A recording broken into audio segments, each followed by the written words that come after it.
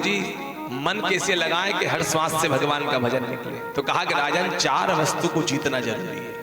कौन कौन सी? तो कहा जिता सनो जित श्वासो जित संगो जितेंद्रिया। 4 वस्तु। जितना हो सके आसन को जीतने का प्रयास करो। एक आसन पर बैठने का।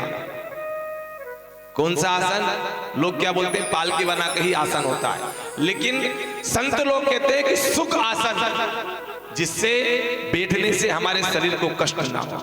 अब आप दोनों कुर्सी पे बैठे हैं तो इसमें कोई है ना, क्योंकि हम नीचे नहीं बैठ सकते हैं, और नीचे बैठ जाए मजबूरी में। कथा वालों पंडित जी कहते भैया नीचे बैठना हो तो बेचारा वो 3 घंटे, हमारा डॉक्टर साहब तो इधर पाओ उधर पाओ, है ना, कष्ट अलग हो रहा है, तो फिर 3 घंटा कथा सुनेंगे। तो क्या बोला कि सुख आसन, जिस आसन से शरीर को ज्यादा कष्ट ना हो, ताकि वो कष्ट की ओर हमारा मन ना लगे। दूसरा जित श्वास हो। आज जिसको देखो ना, अरे आजकल 3-4 साल का जो बच्चा होता है ना, पहले 5-6 वर्ष से पहले कोई स्कूल नहीं जाता था, और अब तो 2 साल का मम्मी बोलना सीख जाए बस, फिर तो देखो उस बच्चे की क्या, कौन से स्कूल में डाल देते हैं, प्ले स्कूल में, है ना। और उस बालक को भी टेंशन है, तो ठीक से बोलना नहीं सीखा है, उस बालक को भी टेंशन है ना। हर व्यक्ति को, किसी को धन नहीं है उसका टेंशन, किसी के पास में है तो उसको कहां सेट करना उसका टेंशन, ज्यादा आ गया है तो कैसा ना हो कि चोरी हो जाए। तो क्यों व्यक्ति महंगे महंगे क्रीम पाउडर आदि से श्रृंगार करके अपने शरीर को तो चमका रहा है डॉक्टर साहब, लेकिन होता क्या है, अंदर से व्यक्ति कमजोर हो गया है। आज जिसको देखो ना, थोड़ी बहुत सहन शक्ति खत्म हो गई है और व्यक्ति आत्मदाह कर रहा है। तो उसका कारण यही है कि हम सुंदर बाहर से तो कड़क दिखते हैं, सक्षम दिखता है शरीर, लेकिन अंदर से बहुत कमजोर हो गए। उसका एक ही कारण है कि हम प्राणायाम करना भूल गए।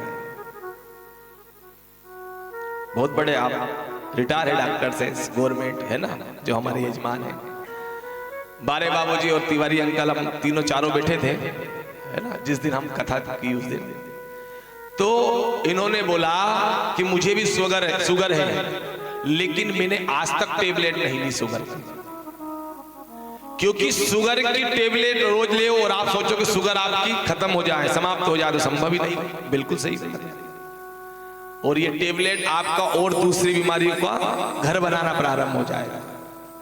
तो कहते हैं, इतनी अच्छी बात बोली कि आप घर में खूब नियम से रहो कि फीका खाना है, फीकी चाय पीना है, कोई दिक्कत नहीं है, लेकिन बाहर कहीं जाओ ना तो थोड़ा मीठा खाना चाहिए। क्यों?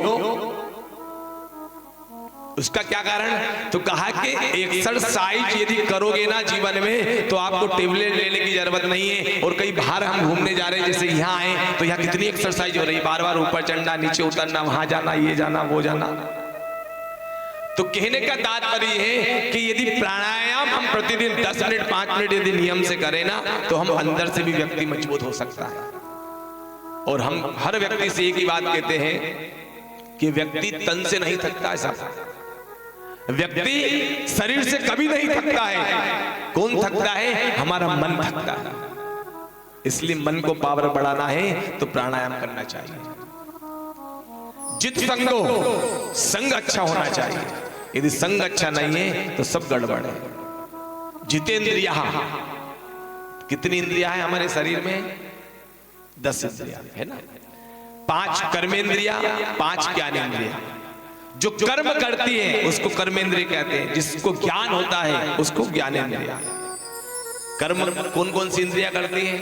चलने का कार्य पैर, हाथ, मुख खाने का, है ना, और मलमूत्र और मूत्र।